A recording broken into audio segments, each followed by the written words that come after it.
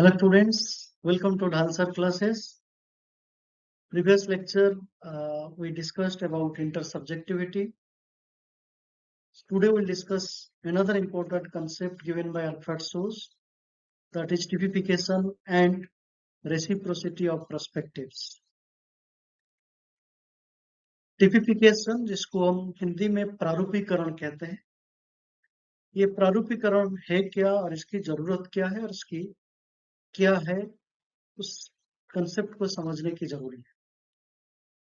Alfred सूज जब कहते हैं we are living in a world with lot of subjectivity,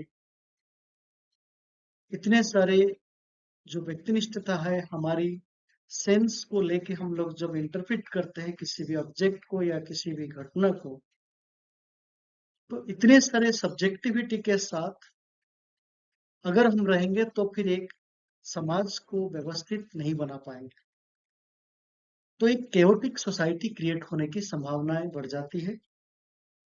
so टिपिफिकेशन basically a process where you create objectivity from the subjectivity. ये एक journey है जो व्यक्तिनिष्ठता से लेके वस्तुनिष्ठता तक पहुंचता है।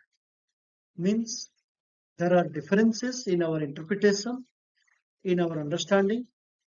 तो उस सिचुएशन से जो डिफरेंसेस था, तो हम एक ऑब्जेक्टिफाइड कंडीशंस या ऑब्जेक्टिव नामकरण तक पहुंचते हैं, जिस प्रक्रिया को, जिस घटना को, जिस वस्तु को हम एक ही नाम से, जिसको आप कहते हैं वस्तुनिष्ठता, वहां तक पहुंचने की जो जर्नी है, उसको हम कहते हैं टिपिफिकेशन। I'll give an example. We are living in a world, जब हम अपनी दैनिक जीवन जीते हैं तो किसी किसी ऑब्जेक्ट को, किसी किसी विषय को हम अपनी अपनी तरीके से समझते हैं। सपोज अगर हम किसी भगवान की मूर्ति या मंदिर जाते हैं, तो वहां पे बहुत सारे इशूज, बहुत सारे सिचुएशंस होती है, बहुत सारे मूर्तियां रहती है, बहुत सारे पूजा पाठ होती है, बहुत सारे मंत्र होती है। अगर हम एक दूसरे को देखें ये क्या है, वो क्या है, सब लोग अपने अपने तरीके से बताएं, अगर हम एक दूसरे को सवाल जवाब करें, तो इसका मतलब हम एक टिपिफिकेशन में पहुंचे नहीं है, एक प्रारूपीकरण की प्रक्रिया हुआ नहीं। जब हम समझ में आ जाता है हर व्यक्ति क्या कर रहा है, क्यों यहाँ पे ये क्या काम किया, यहाँ पे क्यों पूजा किया, यहाँ क्यों सिंदूर लगाया, यहाँ इस चीज में इसके क्या मतलब है, so that means we are not questioning anybody. Without any doubt, we are accepting what somebody does. So this is only possible that is through typification. तो किसी भी घटना या किसी भी व्यक्ति को अगर उसकी मतलब, उसकी प्रक्रिया की कहानी को समझने के लिए जो तरीका अपनाते हैं, सबको समझ में आ जाता है, एक ही तरीके से, एक ही नाम से समझ में आ जाता है। So that means the typified world, इसको कहते हैं टिपिफिकेशन या प्रारूपीकरण। तो हम अपनी व्यक्ति का जो अंदाज है, इंडिविजुअल का, उस अंदाज को लेके हम अलग अलग जी नहीं सकते हैं, एक सामाजिक, एक साझा दुनिया में नहीं रह सकते हैं। हम लोग उस दुनिया को एक साझा दुनिया बनाना है, सो यू मस्ट टिपिफाई। अगर किसी को हम पेन कह रहे हैं, कलम कह रहे हैं, इसका मतलब दूसरों को भी ये बात पता है। हमारे समाज में अगर हम कह रहे हैं क्या खा रहे हैं, अगर आप कह रहे हैं मैं दाल चावल या रोटी सब्जी खा रहे हैं, तो हमारे साथ, हमारे समाज में जो भी व्यक्ति है, वो उस बात पे कोई सवाल जवाब नहीं करता है। सबको मतलब रोटी का मतलब क्या, दाल चावल का मतलब क्या, या सब्जी का मतलब, ये समझ में आ जाता है। If somebody comes from other society, for example, somebody from Japan or China or any European country who is not familiar with our world, जो हमारी साझा दुनिया के भागीदार नहीं है या उस दुनिया के साथ वो जुड़ा नहीं है, तो वो सवाल करेगा ये क्या है, इसका मतलब क्या, इसके अंदर क्या पड़ता है, इस सब्जी का नाम क्या है, इस चीजों की बारे में वो जरूर सवाल जवाब करेगा। So that explains that world is not typified. But once you are part of a society which is homogeneous, which is transferred from one generation to another generation, so the nomenclature is very much clarified to all the members of the society. तो हमारे समाज में जो लोग रहते हैं उन्हीं सभी को इस प्रक्रिया की, इस घटना की, इस वस्तु की नाम, उसके जुड़े हुए अवस्था को समझ में आसानी से हो जाता है, because we have typified. So typification is a process from the subjective interpretation to an objective meaning. तो हमारी जो इंटरप्रिटेशन है, जो व्यक्तिनिष्ठता है, उसमें एक वस्तुनिष्ठता तक एक मीनिंग क्रिएट करते हैं ताकि हम एक दूसरे को सवाल जवाब ना करें, एक दूसरे के साथ डाउट में कंफ्यूज होके ना जिए, सबकी बातें, सबकी सिचुएशन की मीनिंग समझ में आ जाए. So that becomes the typification. Another important concept given by Alfred Soos, this is called the reciprocity of perspective, जिसको आप हिंदी में कहते हैं परिप्रेक्ष्य की पारस्परिकता. परिप्रेक्ष्य की पारस्परिकता की बात इसलिए जरूरी है क्योंकि हम एक दूसरे के साथ जब रहते हैं, हम दूसरे की इंटरप्रिटेशन को भी सुनते हैं, समझते हैं, एक्सेप्ट भी करते हैं. तो इसका मतलब हम एक ही पर्सपेक्टिव में जीते नहीं हैं, सबकी बातें सुनते हैं, सबकी बातें सुनने के बाद समझने की प्रयास भी करते हैं.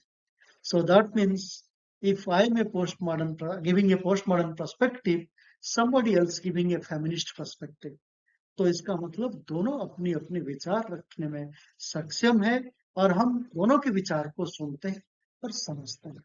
So that means जब हम घर पे रहते हैं, परिवार में रहते हैं या किसी विश्वविद्यालय में किसी जगह पे बैठ के बात करते हैं, तो सबकी तरीका बोलने की और सबकी एक एक परिप्रेक्ष्य है.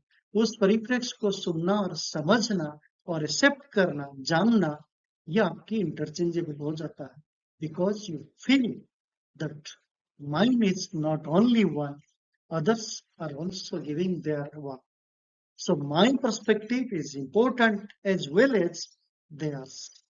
तो इसका मतलब मेरा जो परिप्रेक्ष्य है, तो खाली उतना ही में काम नहीं चलेगा, हमें दूसरों का भी सुनना है, दूसरों की स्टैंड पॉइंट्स को भी समझना है और अगर अच्छा लगे उसको एक्सेप्ट भी करना है. So that means the perspectives are not going to be stand with that particular individual.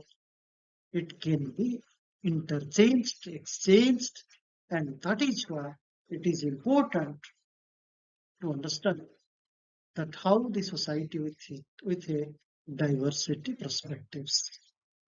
तो जिस कंडीशंस में आप रहते हैं उस तरीके से आपने समझने की प्रयास किया था, but at the same time आप दूसरों की भी जो डिफरेंसेस है पर्सपेक्टिव की, उसको भी समझने में प्रयास किया.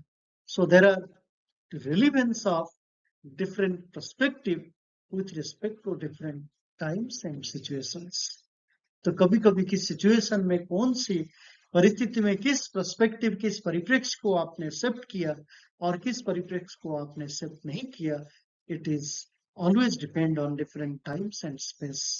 So that is why it is important that whenever you stay in a condition where multiple perspectives can be a probable option, then we feel that everybody has their own way to understand, to give, to perceive, to reflect upon. So that is why we exchange each other, whichever is accepted for us as per our own conditions.